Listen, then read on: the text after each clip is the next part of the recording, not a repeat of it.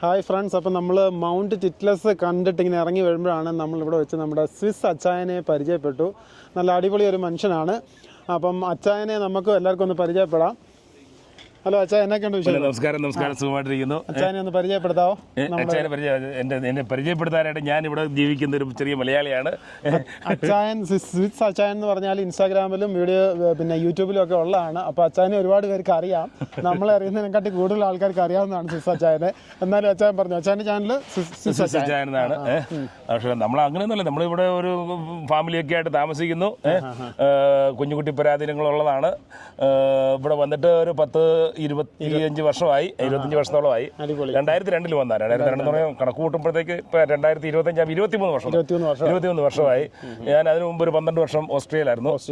അപ്പം ഇതാണ് ഇപ്പൊ എപ്പോഴും എനിക്ക് നമ്മുടെ നാട്ടിലുള്ള മലയാളികളെ മലയാളം കണ്ട അച്ഛൻ്റെ മലയാളം കേട്ടാണ് ഞങ്ങൾ പരിചയപ്പെടുന്നത്. മലയാളികളെ കാണുമ്പോൾ എനിക്ക് പ്രത്യേക ഒരു ഉൾപുളകമാണ്. ഒരു മലയാളി നിൽക്കുന്നതാണ്. കഴിഞ്ഞ നാട്ടിൽ നിന്ന് വന്നതാണ്. കഴിഞ്ഞ ദിവസം ഒരു 20 ദിവസത്തോളമായിട്ട് ഞങ്ങൾ കൂടുതലാണ് നാട്ടിൽ നിന്ന് വന്നേക്കാണ്. ഞങ്ങൾ ജയ് നാട്ടിൽ നിന്ന് വന്ന ഇത് സർജിൽ മോനെ നമസ്കാരം. സർജിൽ അഹമ്മദ് നാട്ടിൽ നിന്ന് വന്ന് ഇവിടെ ഒരുപാട് പേർക്ക് ജോലി കിട്ടാൻ അവൻ ഒരാൾ കാരണം സാധ്യതയായതാ. കാരണം ഞാനും അവനും കൂടെ ഒരു വീഡിയോ ഇട്ടു. ആ വീഡിയോ ഇട്ടതിന് ശേഷം അത് വൈറലായി. ഒരുപാട് പേര് നാട്ടിൽ തന്നെ വിളിച്ച് പറഞ്ഞ് അവർക്ക് ഇവിടെ ഇവൻ ഈ ഒരു വീഡിയോ കാരണം അവർക്ക് ജോലി കിട്ടിയെന്ന്. സ്വിറ്റ്സർലാൻഡിൽ ജർമ്മനിയിലാണ് വന്നിരുന്നത്. അപ്പൊ അങ്ങനെ ഇരിക്കുന്ന ഇതൊക്കെയാണ് നമ്മുടെ വിശേഷങ്ങള്. ഇപ്പൊ ഇവരെ ഒന്ന് കാണിക്കാൻ കരുതി ഞാൻ ഇതിലൂടെ വന്നതാ. ഞാനും ഇവിടെ 2ാമത്തെ പ്രാവശ്യം വരുന്നത്. ഞാൻ ഇതിന് മുമ്പ് ഒരു പ്രാവശ്യം വന്നിട്ടുണ്ട്. അന്ന് ഇതുപോലെ കൂട്ടുകാരെ കൊണ്ട് വന്നതാണ്. വേറെ ആരും അല്ല, കുഞ്ചാക്കോ ബോബിന് ജോജു ഒക്കെ ആയിരുന്നു. അവരൊക്കെ കൂട്ടുകാരാണ്. അങ്ങനെ വന്നതാണ്, അവരെ കൊണ്ട് വന്നതാണ്. ഈ സ്വിറ്റ്സർലാൻഡിൽ ഭയങ്കര എക്സ്പെൻസീവ് ആണെന്ന് പറഞ്ഞു കേട്ടിട്ടുണ്ട്. പക്ഷെ ഞങ്ങളിപ്പോൾ വന്നപ്പോൾ ഞങ്ങൾക്ക് അത് നേരിട്ട് ബോധ്യമായി. ഒരാഴ്ച കൊണ്ട് നമ്മളിപ്പോൾ ഇവിടെ ഉണ്ട്. അപ്പം അച്ചായൻ എങ്ങനെ തോന്നുന്നു ഇവിടെ ജീവിച്ചിട്ട്? ഈ പറഞ്ഞ നിങ്ങൾ UK ജീവിച്ചിട്ട് പൗണ്ട് ഇറക്കുമ്പോഴത്തേക്ക് നിങ്ങൾക്ക് എങ്ങനെ തോന്നുന്നു? അതുപോലെ തന്നെ എനിക്ക് ഇവിടെ ഇറക്കുമ്പോൾ നിങ്ങൾക്ക് കൂടുതൽ കിട്ടുന്നുണ്ട്. അപ്പം അവിടെ കിട്ടുന്നേക്കാളും കൂടുതൽ കിട്ടുന്നുണ്ട്. കാരണം അച്ചായനെ ചെയ്യും കുറയ്ക്കാൻ വേണ്ടിയിട്ടൊക്കെ. നമ്മൾ യാത്ര ചെയ്യുമ്പോഴത്തേക്ക് ഹൈവേ വിട്ടിട്ട് ഗ്രാമത്തിലോട്ട് കയറും. അപ്പൊ നമുക്ക് കുറച്ചൊക്കെ എക്സ്പീരിയൻസ് ഉണ്ട് ഇവിടെ. എവിടെയാന്നുള്ള കാര്യം പുള്ളിക്ക് അറിയാം. അതുകൊണ്ട് നമ്മൾ അന്നേരം ടോൾ ഒഴിവാക്കും. ഫുഡ് വലിയ റേറ്റ് ഇല്ലാത്ത ചെറിയ ഹോട്ടലുകളൊക്കെ നോക്കും. എന്തായാലും നല്ലതായിരിക്കും കേട്ടോ.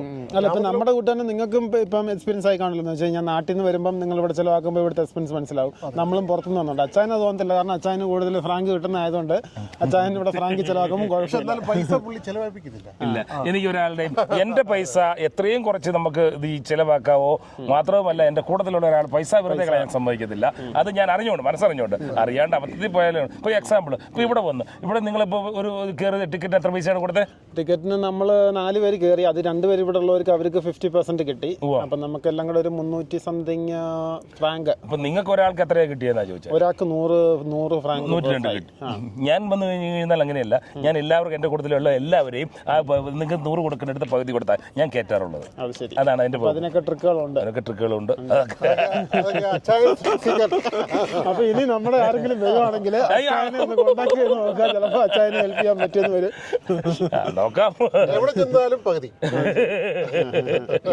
പകുതി അല്ലെന്നുണ്ടെ ഫ്രീ. ഇതാണ് പരിപാടി.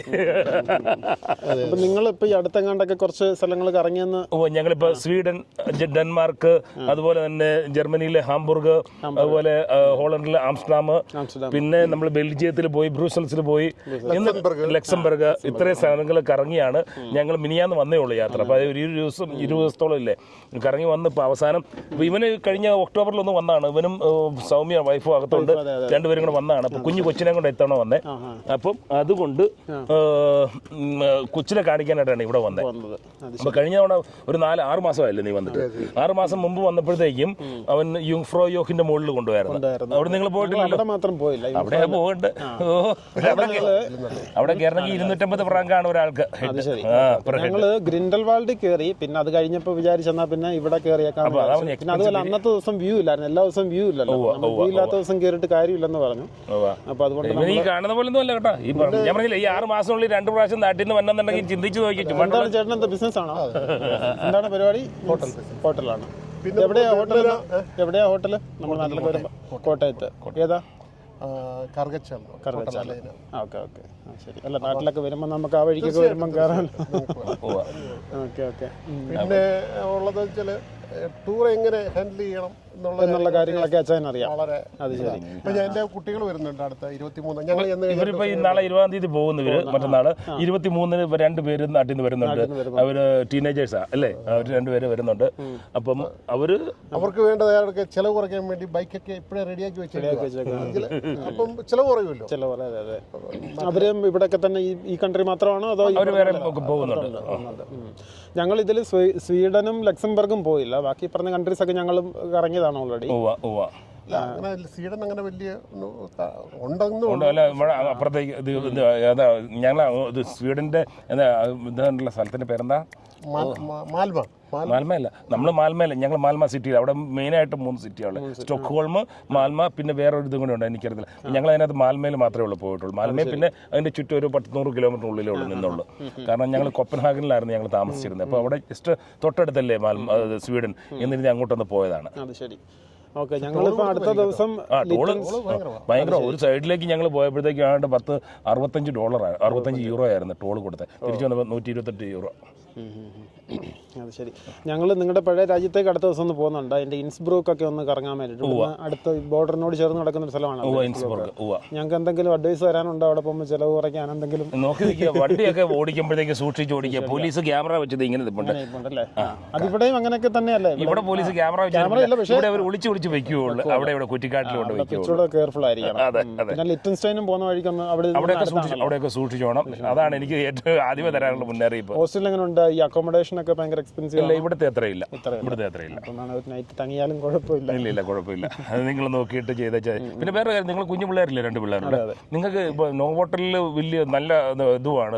പിള്ളേർക്ക് പൈസ എക്സ്ട്രാ ആവില്ല. നിങ്ങൾക്ക് ബ്രേക്ക്ഫാസ്റ്റ് ഫ്രീയാ പിള്ളേർക്ക് നോവോട്ടലിൽ. അറിയാമോ?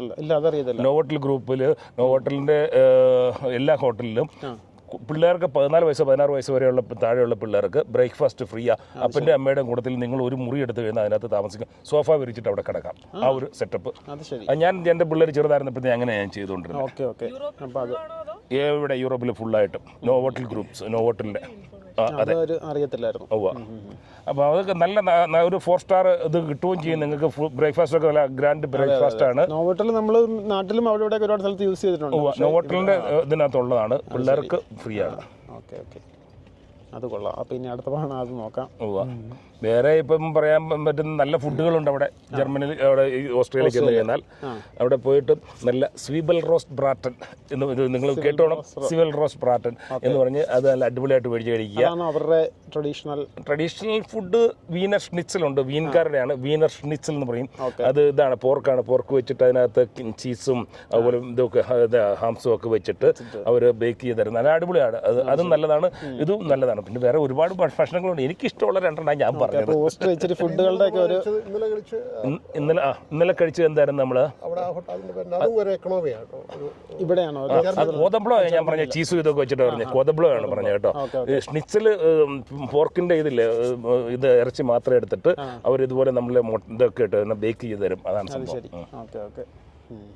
അപ്പോൾ അവിടെ പോകുമ്പോൾ അതൊക്കെ ട്രൈ ചെയ്യാം.